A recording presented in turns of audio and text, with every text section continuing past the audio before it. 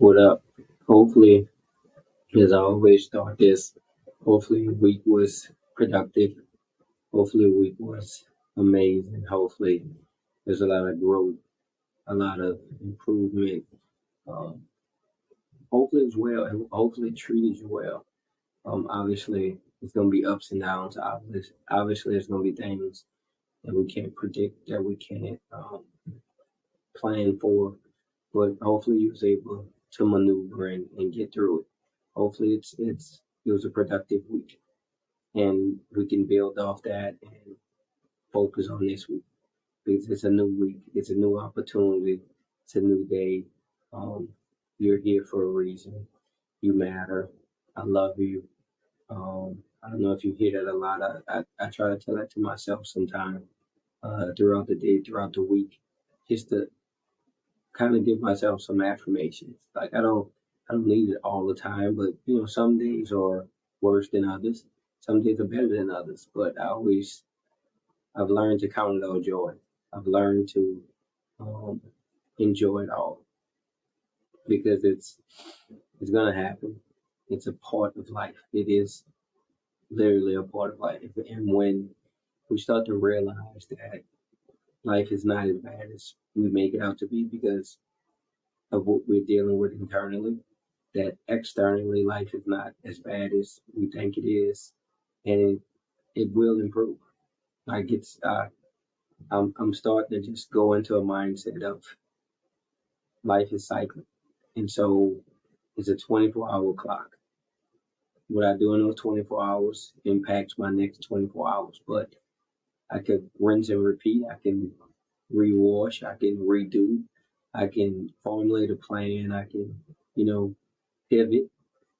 I can do a lot of things within 24 hours, or I can just remain stagnant. I can just, go with the wind. I can flow upstream. I can paddle against it. Like it's a lot of choices, and you have a lot of decisions to make, and that affects how your life is going to go in that moment. But it doesn't affect how your life is going to go 10 years from now. 10 years ago, I just, there was always a thing like, hey, if you do something, it'll affect the rest of your life. Like in some instances, that is true, but not all the time. Like you get to do it all over again the next day. I'm not saying go out here and do catastrophic things that destroy your life. But what I'm saying is, it's not as bad as it seems. That's what I'm saying. You think you're buried, but in actuality, you're planted. You're being planted. I'm not gonna sit here and say, "Oh, other people have buried me. Other people have put me in situation." Because the truth is, I don't give them that power. No one controls me. I control me. I control my choices. I control my decisions. I control how I respond to any and everything. No one, it doesn't matter how people treat me, it doesn't matter how people talk, it doesn't matter what people do. Like, it has nothing to do with me. And I'm on, like, especially with today being the first day, as I record this, the first day of the month, it's Sunday. This will be published obviously on Monday, but I'm gonna do what I want. To that extent, especially this month of May. As you see, I don't have a haircut. Um, the whole month of May is kind of like that midpoint, May and June of this year, and so it's important for me to refocus, to recharge in May. I don't really do. I work obviously, but like I'm totally focused on what is on the goal of this year, and I just kind of look over what my goal was from January, and how close I am to it now, what I need to do at this midpoint in the 6 month, going into June, and now I'm in June, and now it's fully forward, like full speed ahead, all gas, no brakes, putting the pedal to the metal. Like now I'm gonna, pick it up. May was not really rest. I don't do that, but May was more of recharging. And so now in June, I'm rejuvenated, uh, and I'm moving forward. So May was tough, but I kind of make it tougher than what it needs to be to kind of condition myself to prepare myself for the rest of the year, for the remainder of the year. And so I look forward to it. But June is for me hectic, and I want it that way because I want it to kind of be the springboard to the remainder of 2025 as I go into 2026. But I'm not really worried about 2026. I'm only focused on 2025. I'm only focused on June right now and what I need to do and how I need to move forward with my plans and what I need accomplished in the remainder of this year. I'll worry about 2026 when 2026 comes. It's irrelevant to me right now. I'll be there. I'll be alive. I'll be well. I'll be fully capable. But that's not the important thing right now. June 2025 is. And it's time to dominate this month. It's imperative for the remainder of the year that I get June correct. That I do June the right way. And then July. And we're on to the season. But like we have to, and I'm learning to get out of this blame game point thing. Is like everything that happens to me is because of me, of my decisions, my choices, my actions, my thoughts. It's all controlled by me, no one else. Doesn't matter what you do to me. I choose to respond to you. I choose to get in a battle with you. Like you can't make me do anything, and you're not going to. I'm building my mental up to the fact that I don't even respond. And again, I'm going to say this.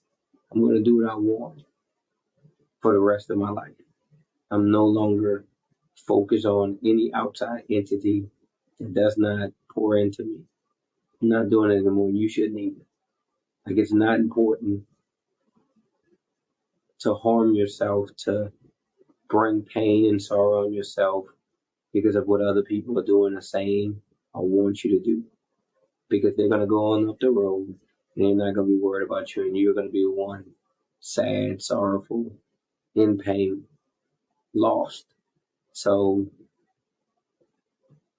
you got to get out of that. And again, that's why I go into this for me, so I can mentally be prepared. That's what it is. It's internal. The external forces pass by. The internal things are what sticks with us, our thoughts, and we have to fix those. We have to control those. How do you do that? I mean, whatever you focus on, whatever you focus on becomes your life. Whatever you focus on, whatever you think about, whatever is on your mind will overwhelm you. And everywhere you look, everywhere you're around, the people you're around, it seems like it's coming to the forefront. It's because that's what you focus on. That's what you think about. And so I choose to think and focus on improvement. June is big for me. And I hope you after listening to this, it becomes a big month for you all for the remaining of the year. Like kind of getting that refocus. And so again, I recharged, uh, and now in June I'm gonna refocus.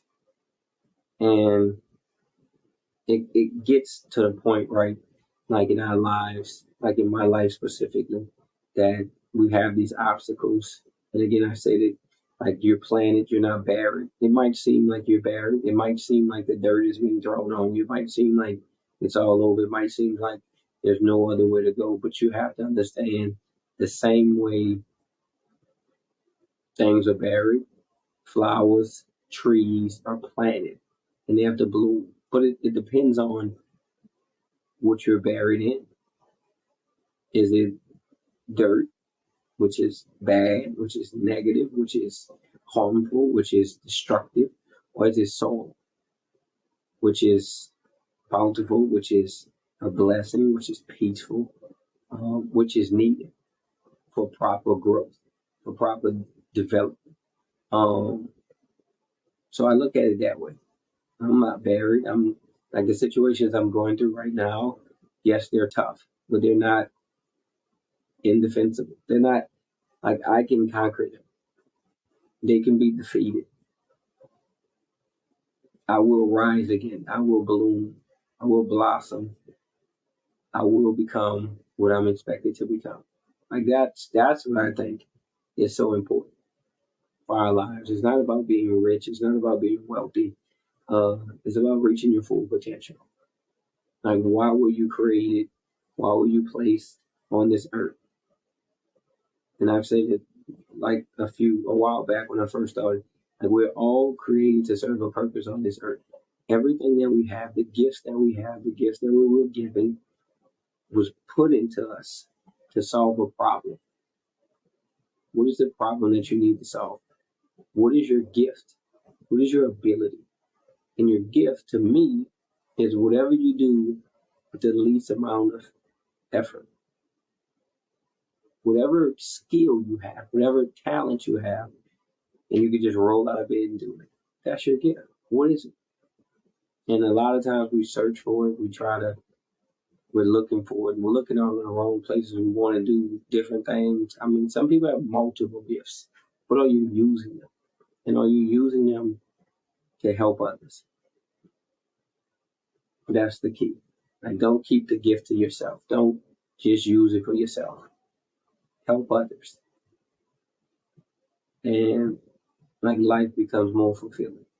That's what I think. Like lately, my issue really has been lack of fulfillment, lack of purpose, lack of feeling a sense of purpose. Because I have a purpose, but sometimes you go into these ruts and it's like, am I doing the right thing? Am I where I'm supposed to be? And I'm a human, so I go through that. That's why I started this. That's because it's all mental. I believe 99% of life is mental. The physical part is it's gonna be handled. The rain, the floods, the lightning, the storms, the uh, fires, like all that happens daily. There's nothing new. It might be greater than the last time, but every like hurricane season comes every year. Floods happen every year. Forest fires happen every year. Brush fires happen every year. Earthquakes happen. Like these things are they're going to happen. How you respond to them affects your life. I can't get mad when a hurricane happens. We literally have hurricane season in Louisiana. So why am I stressed about that? Get insurance, pay the bills on the insurance, prepare for the hurricanes every year around the same time, like clockwork, and you're gonna be okay. Like there's no reason to stress about that. Life is going to be tough. And how do you respond to it? And I remember a time where I thought truly the world buried me, or my decisions buried me, right? Not the world, my decisions. When I was coming out of high school, obviously Hurricane Katrina hit. That was my senior year of high school. Can't blame anybody for that. My family and I moved to Pensacola where I finished my senior year. I didn't do everything I could, kind of brushed through it. Um, didn't get the proper grades and didn't really do the research because I had the plans of staying in the state of Florida because I loved it so much. My family wanted to come back. I'm gonna do what's best for my family. Came back, went to UNO in New Orleans, which I should not have done, but it was the easy way out. I could be around all my friends. I could be around all my family. I could be within close proximity of everything I wanted to do. Uh, but the problem was I wasn't focused. And because I wasn't focused, I didn't succeed. I didn't achieve uh, the goals I wanted to. I didn't fail out of college. I guess you could say politely, was asked to leave. Or, I mean, like my grades were good. It just, I didn't pass a certain class twice. And so I couldn't remain in the university. I decided to, at the time when I was going to UNO, I was also uh, working in restaurants in the culinary arts field, which I enjoyed. Um, was if you're from Louisiana, you love to eat, you love to cook. So I was doing that for a while and kind of had the same feeling I have right now where I wasn't being fulfilled. I wasn't like, I didn't have a sense of purpose. I didn't think I was doing what I needed to do. And I remember a conversation with my grandmother, who was my pastor, who I've talked about before. Um, and she just was like, what do you want to do? What do you love? What is your passion? What brings you joy? And I told her sports. And she said, well, you need to go back to school. And she wasn't saying go back to school because you need to go back to school. She was saying because what you want to do in life, you're going to need that degree in the field that you love. I took that advice and I applied to go to Southeastern University because they had the sports management degree. I think at the time LSU had a sports management concentration, maybe. But again, my grades were not getting me into Louisiana State University. That's the truth. Um, I knew that. So I really, again, did not want to go too far from my family. So I applied to Southeastern. I remember I was denied.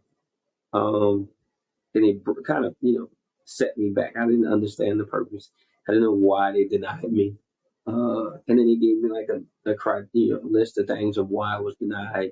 I had a good GPA, but because I had under 12 hours, technically I was still looked at as a high school student. And then they used my high school transcript to for final evaluation. And because I graduated in Florida, I didn't have the curriculum from Louisiana to be an in-state student. And I didn't know this. I got no idea about this. So that's why I go and say, like, people don't bury you, right? It's your choices, your thoughts, your actions. Like, I didn't prepare correctly. Like, if because I wanted to stay in Florida, and because I didn't stay in Florida, it was like whatever. You just take whatever classes. And so I didn't take the extra English. I didn't take the extra math to be, uh, just so I can go with tops. So, they sent me that, and it kind of, I was like, okay, maybe that's not the plan. Maybe that's not. And I remember talking to my grandmother again, and she was like, don't stop, don't quit. There's got to be another way. There's no such thing as no. Maybe not now, maybe later, but there's no such thing as no. Um, so I remember emailing the president and emailing a bunch of people, telling them my story. Like, listen, Katrina here, that was an unfortunate incident. That was not the plan. Uh, and I just need a chance. I'll prove myself. I've proved myself before. Now, like, I put myself in this situation, so it's no one's fault. But I just need you to take a chance on me. Uh, and I remember they said, well, we can bring you to the provisional admissions board. You got to write a letter. You got to get some recommendations. And at that time, I was working at Loyola for a sports camp in the summer. So I got one of my supervisors. I got my pastor. I got I think a high school coach wanted to write a letter. And at this time, I'm like 18, 19 years old, right? I don't know a lot of people, but, I work hard. And so I thought, it will work. The people where I worked in the culinary institution obviously they did not want me to leave. They thought I had a bright future, but the truth is, I just didn't like people talking to me any kind of way. I didn't.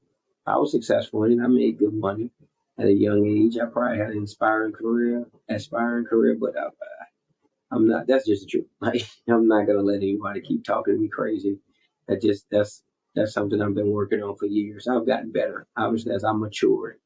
Um, and so I go through the board and I send the necessary information, documentation, um, and they provisionally admitted me. Thank God. And they told me, for me to stay at Southeastern, the provisional admission will be, I think, for the rest of my term there. I think the first 2 years, I have to have at least a 3.0 GPA and pass, I think, like 80% of my courses. Uh, and so obviously I agreed to that, moved to moved to Hammond, Louisiana, where kind of was a springboard to my career where I am right now, which has been a blessing. But that kind and so when I got there, I remember talking to the president. He then stepped away from Southeastern, and that was 2008, 2007, 2008. And we got a new president. But the full circle moment, right, is the person that denied me was I believe he's now the president of Southeastern, but it's not that I proved him wrong, right? It's not that he meant anything bad about it. He looked at the paperwork, he looked at the documents, he looked at the data, and said, "Listen, this person's not going to succeed." That was the application. That was it. There's nothing, no story written about me, no information about me. It's just the data. It's just the stats on me, and they say, "Hey, look, this person has, failed at this. This person has not done this. This person has not done this." I don't think he can succeed. It's no real information. It's just all the facts of my life, which told the story up until that point. I then had to write a letter to tell him and kind of go more into detail about my life and about everything that I've been through and the things that I've overcome and how I'm going to overcome this. And that was pretty much how I put it. If you give me a chance, you won't regret it.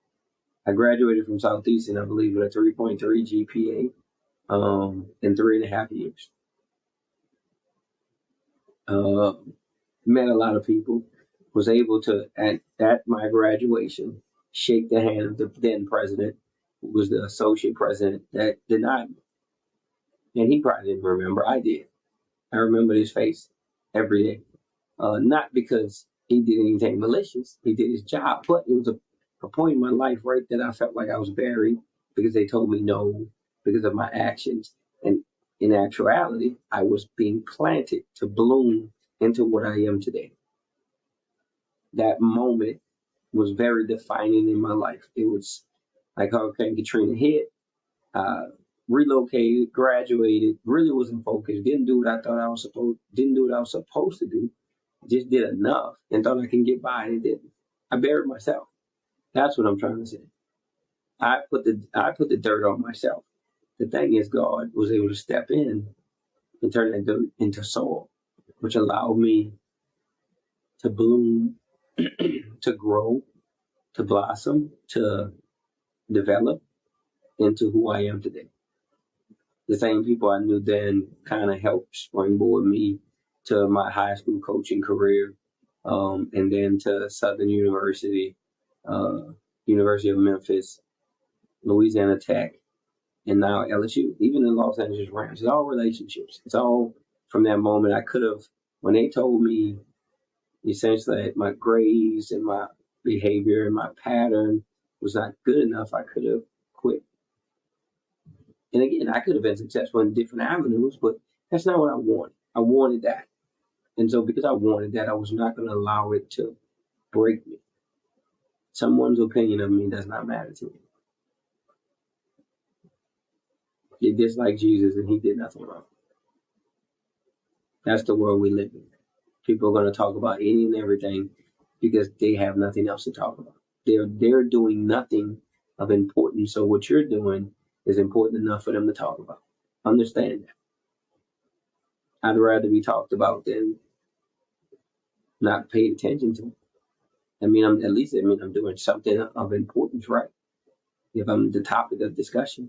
And so you take it with in whatever you're doing. There's going to be, people talking. They're always going to talk. Give them something good to talk about. Give them something excellent to talk about. Let them talk about stuff that improves other people. But they're going to talk no matter what. That's life.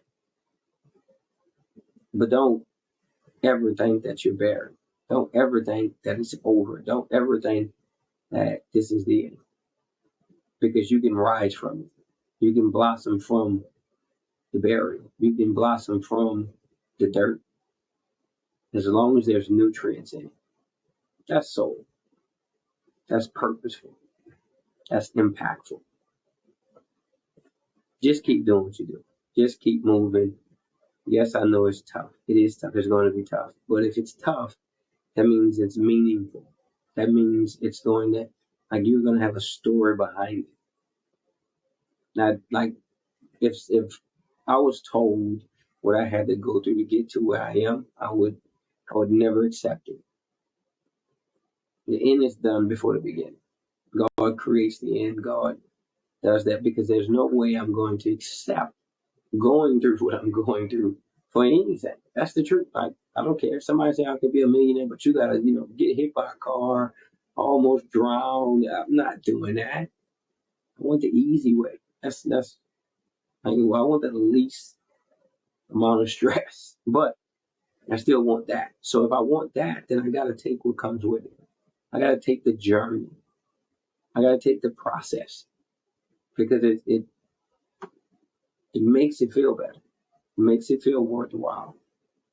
I don't want anything easy. I don't want anything hard either, but like tough, yeah, because it creates calluses. It builds stamina. It builds endurance, perseverance, character. Those are important things to get to where I am today. Where I am today is because of all the perseverance and all the endurance that I went through in my life. I wouldn't change any of it.